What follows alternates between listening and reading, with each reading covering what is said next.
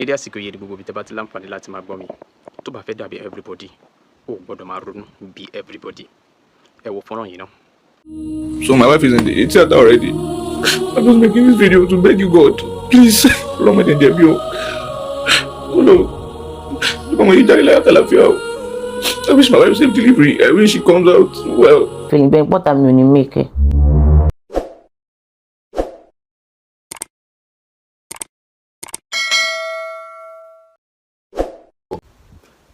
Ṣé ká sọ wípé ayé di ayé ọ̀làjú ká wá máa fi ojú egbò tẹ́lẹ̀? I stand to be corrected. Tó bá fẹ́ dàbí everybody, o ò gbọ́dọ̀ máa ronú bí everybody. In the name of content creation, wípé a fẹ́ ṣe fọ́nrán síta. Cute Abiola ni àwọn ọmọ orílẹ̀-èdè Nàìjíríà ti ń bu ẹnu àtẹ́ lù látàrí fọ́nrán kan èyí tó ṣẹ̀ fi léde níbi tí ìyàwó rẹ̀ ti wà ní ipò àti rọbí tó wá bẹ̀rẹ̀ sí ní ya àwòrán ìyàwó rẹ̀ tó ń fìmọ̀ ẹ̀. Eléyìí jẹ́ àsìkò kan láyé ẹ̀dá tó ṣe pàtàkì púpọ̀ púpọ̀. Cute Abiola ó ní ẹ̀tọ́ sí ìdí pàtàkì tó fi ṣe irú fọ́nrán yìí. Gẹ́gẹ́ bí mi ṣe rí fọ́nrán yẹn, ó ní òun ò fẹ́ padà wá fi fọ́nrán yìí léde láti kọ RIP pẹ̀lú ìbànújẹ́. Ó ní pẹ̀lú ayọ̀ àti ìdùnnú lòun fẹ́ fi padà wá fi fọ́nrán yìí léde. Ọlọ́run dẹ̀ ṣe bẹ́ẹ̀, ó gbọ́ àdúrà Cute Abiola. Ìyàwó rẹ̀ lọ sí ipò lóyún láyọ̀ àti àlàáfíà, ó dẹ̀ sọ láyọ̀ àti àlàáfíà. Third surgery. Ohun tó dìrọ̀ mọ́ ìṣẹ̀lẹ̀ yìí pọ̀ tí ó mú kí àwọn ọmọ orílẹ̀-èdè Nàìjíríà máa bu ẹnu àtẹ́ lu Cute Abiola lórí ìwà èyí tó wù yé. Lákọ̀ọ́kọ́, mo bẹ̀ dúpẹ́ lọ́wọ́ Ọlọ́run wípé Ọlọ́run jẹ́ kí ó jẹ́ àṣeyọrí. Ẹ jẹ́ ká sọ òótọ́ nínú ọ̀rọ̀ yìí, ẹ jẹ́ ká sojú abẹ níkò. Mo sọ lẹ́ẹ̀kan wípé a lè sọ pé ayé dá ayé ọ̀làjú ká wá máa fi ojú egbò ká máa fi tẹ̀lẹ̀. Ọ̀rọ̀ yìí ni ọ̀pọ̀ àwọn èèyàn tí ń bu ẹnu àtẹ́ lu Cute Abiola lé lórí. Tẹ́ bá bi mí, màá kọ̀ǹkọ̀ pẹ̀lú àwọn èèyàn. Ìyàwó rẹ̀ wà ní ẹsẹ̀ kan ayé ẹsẹ̀ kan ọ̀run. Kò sí ohun tó lè dé lásìkò yẹn. Inú àdúrà ló yẹ kó wà. Lótìtọ́ ó support, ó show wípé ó wà caring, ó show wípé ó support ìyàwó rẹ̀ ní at that particular moment, but not to the extent of you filming your wife. Not ìwọ ló gbọ́rọ̀ o, Cute Abiola.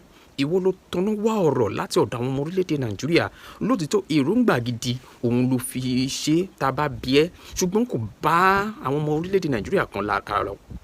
Kò bá wọn lára lọ. Because this thing ó look somehow.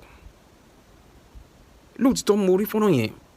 Ó ní òun play àwọn Islamic stuff kan, òun play fún ìyàwó òun láti fún ní support, láti ṣe ìrónilágbára fún at that particular moment. Fine, but you can put it aside, not public. Nígbà tó kọ́kọ́ bímọ tó jáde, àwọn èèyàn tó ń tọrọ owó, àwọn èèyàn ń bú ẹ, wọ́n sọ̀rọ̀ lọ́tùn, wọ́n sọ̀rọ̀ lósì pé ta ló rán iṣẹ́ ìgbà kan àwo kan. Kò sóhun tó lè ṣe tó lè fi tẹ́ ayé lọ́rùn. Lóòótọ́ àwọn èèyàn kan ràn ẹ́ lọ́wọ́, bẹ́ẹ̀ àwọn èèyàn kan á bu ẹnu àtẹ́ lù. Sórí ọ̀hún dísùn yìí, èmi ò fi taratara gbà pẹ̀lú ẹ̀.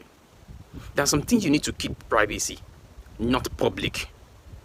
Nísìnyí, ọ̀pọ̀ àwọn èèyàn gbàgbọ́ fẹ́ fi make owó ni.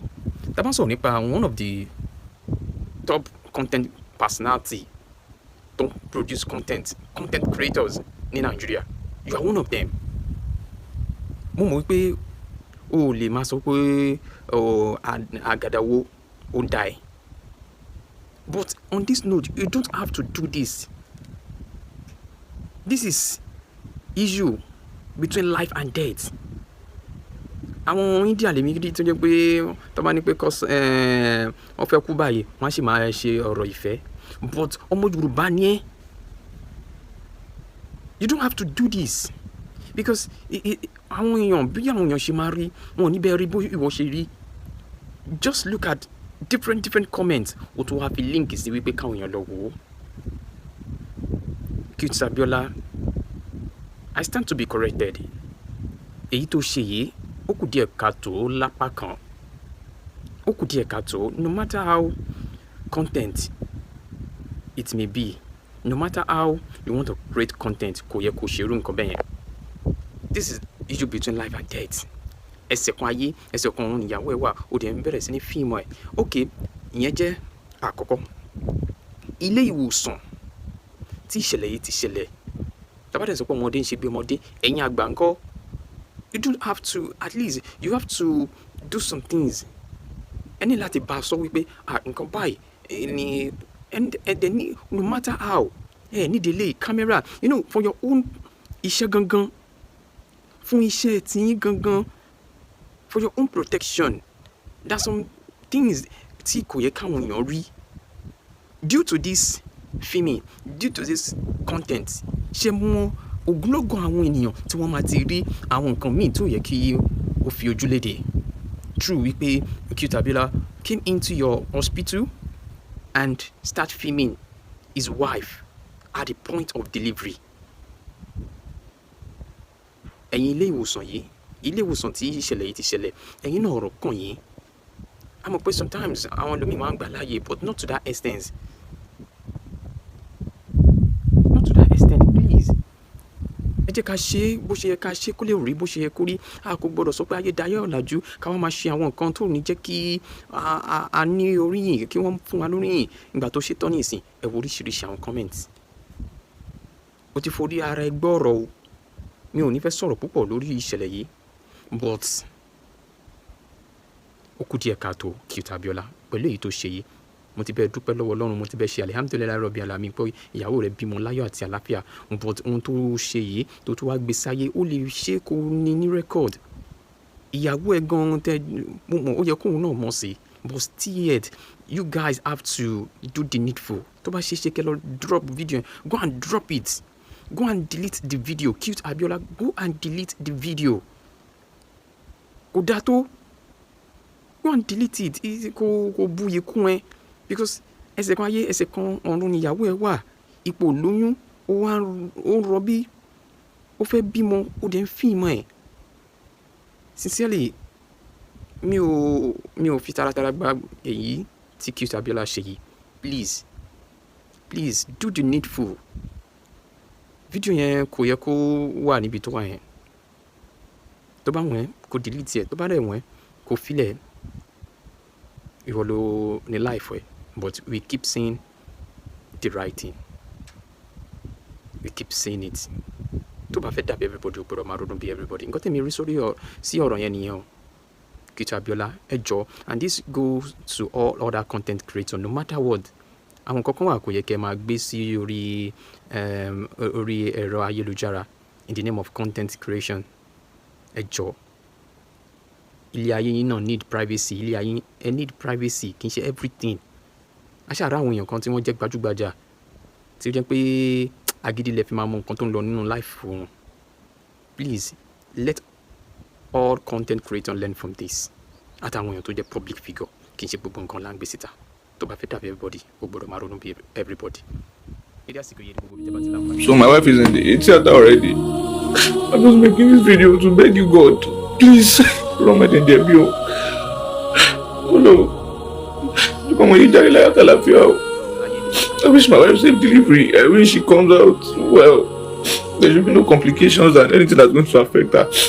Hello, when you have me, go be on your low.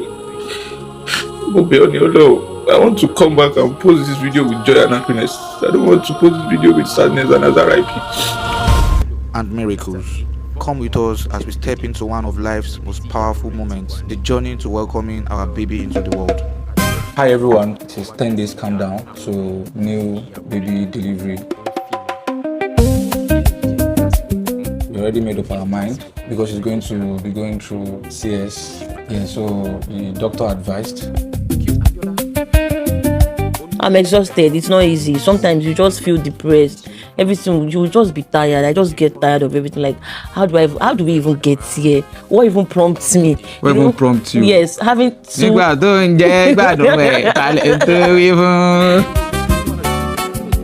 Today is exactly a week to my baby's arrival, inshallah. and I'm going for my last antenatal visit. Today is Friday and it's going to be tomorrow. Lọ́n dákun ṣàánú mi o. Dákun ọmọbìnrin yìí ló ṣe àwọn ọmọ rẹ o. Àmín. Má ṣe wọnú tíátà lọ́la báyìí. Kan gbé jáde láàyè ni o. Àmín. Dákun yìí ní sẹ́ni tí fi dọ́mọ tọ́ o. Ṣàánú mọ́tò sọ mí di single father Ọlọ́run mi o. I don't know, I was just having that bad feeling, but what I'm going to make it.